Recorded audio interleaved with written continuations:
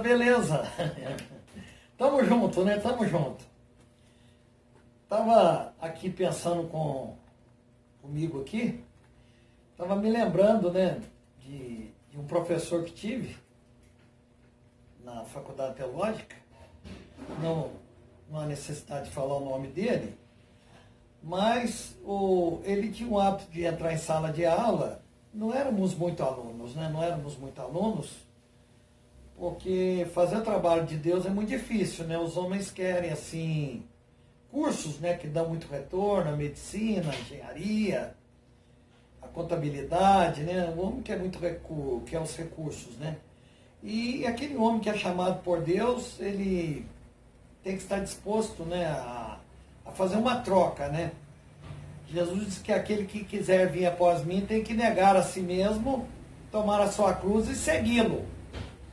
Mas esse professor, ele entrava em sala de aula, nós não éramos muito alunos, uns 10 alunos naquela faculdade, e ele perguntava ali quantos eram casados. Eu já era casado, a gente levantava a mão, aí ele dizia: olha, vocês estão casados? Essa palavra aqui não serve não, tá? Vocês sigam do jeito que vocês está, né? A gente conhece os princípios bíblicos, né? Ser casado até que a morte separe.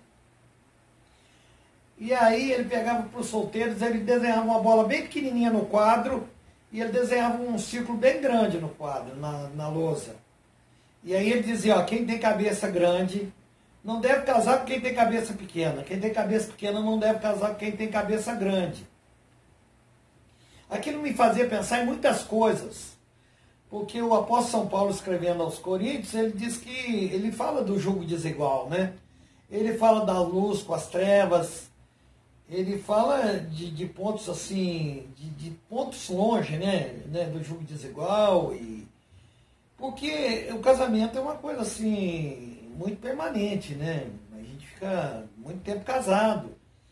E há muitos conflitos, né? Conflitos, por exemplo, muitos conflitos de princípio, conflitos às vezes de costumes. Uma pessoa de uma cultura nasce com outra de uma outra nação. Tem muitas dificuldades aí pelo caminho, tá? Tem muitas dificuldades pelo caminho. Mas eu achava interessante ele falar aquilo, e eu fui desenvolvendo uma amizade com ele, e aí um dia ele me deu uma carona e ele acabou abrindo um coração comigo, sabe? Por isso eu acho melhor nem falar o nome dele, né? E ele me contou que tinha feito um curso muito bom, sempre estudioso. Ele estudou no melhor seminário que havia na época, né? O Seminário do Sul, que fica na Tijuca, no Rio. E ele disse que nem saía finais de semana, em frente assim do seminário de rapazes. Tem o Iber, né, que é o seminário feminino, né? Porque às vezes o rapaz encontra uma moça ali e eles se casam, quer dizer, os dois têm vocação, os dois têm chamado e os dois têm preparo. Porque a pessoa que vai abrir uma igreja vai pensar em abrir uma escola, onde chega a igreja, chega a escola e tudo isso. Mas ele contou que nem saía sábado e domingo, ele ficava só nos livros, né? Ele até chegou a dizer naquela época, era uma palavra que estava na moda, ele disse que ele tinha uma vida assim de santarrão, né? E quando ele se formou, que ele começou a receber convites, ele era solteiro, ele pôs na cabeça que tinha que casar com uma moça que tocasse piano. Porque o piano, né, era o instrumento da igreja, né?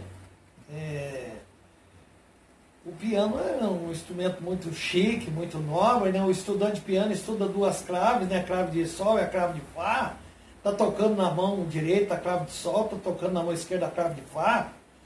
E uma harmonia, né? Muito chique, né? Muito bacana o piano. Muito comovente, né? O instrumento de piano. E ele foi pregar numa roça. E naquela roça havia muitas moças. E tinha uma moça lá que tocava piano. Quando ele viu aquela moça sentada lá no piano, solteira, jovem também, ele falou: nossa, essa moça vai ser minha esposa. Mas ele não fez uma leitura periférica, né? Ele não fez uma leitura periférica. Ele era um homem, ele era um cosmopolita, né? Ele era um homem cosmopolita, quer dizer, ele já era um homem do mundo, né? Foi estudar no Rio, ele já tinha uma visão de vida e vai lá para a roça, vai lá para o interior e encontra essa moça, namora com ela, se casa com ela, né, pensando só efetivamente no ministério, pensando só na igreja, né? Só que é óbvio, né? Ele com aquela formação toda, ele foi convidado para ir para Ipatinga para assumir uma igreja, e naquela época era diretor de uma escola também. E ele me disse que quando chegou na hora desses convites maiores chegar na vida dele, ele falou com ela e ela disse para ele que não ia acompanhá-lo, porque ela não deixaria sua mãe. A Bíblia diz que o homem deve deixar seu pai e sua mãe e unir-se à sua mulher, né? O homem tem que deixar o seu pai e sua mãe. E a mulher tem que deixar também seu pai e sua mãe. É uma nova família. Vão construir uma família, vão ter filhos, vão ter outros desafios. Cada um vai ter uma história. Casamento não tem histórias iguais, né? Você não pode dizer, eu não vou casar, porque meu pai e minha mãe brigam muito, tá? Meu pai e minha mãe não se entendem, não, nada disso. Cada um vai construir a sua história, cada um vai fazer a sua história, né? Não são iguais.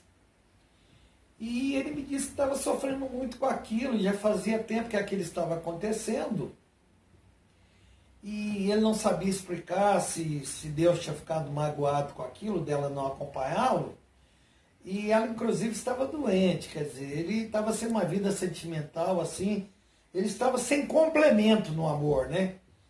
E ele estava numa escola onde tinha muitas professoras bonitas, jovens, solteiras, e sabiam da situação dele, né? E falava com ele sobre divórcio, sobre, né? E nada disso passava pela cabeça dele. Então ele carregava, assim, angústias, né? Angústias daquele tempo, porque... né, o divórcio não faz parte do nosso dicionário, né? Não faz parte do nosso dicionário, né? Porque o divórcio é remédio, né? Quando foi assim dada uma exceção do divórcio, foi dada uma exceção, mas a gente não pode nem imaginar os males que a gente faz para os filhos. Filhos de pessoas divorciadas são pessoas que têm dificuldades emocionais na vida, vão carregar aquilo para o resto da vida, né? Já que a gente ama tanto os filhos da gente, então a gente deve amar, né? Se um homem ama tanto seus filhos, ele deve amar a mãe deles. E se uma mulher ama tanto seus filhos, ela deve amar o pai deles também, tá? Fica aqui, então, um beijo no coração para você, tá? Tudo de bom.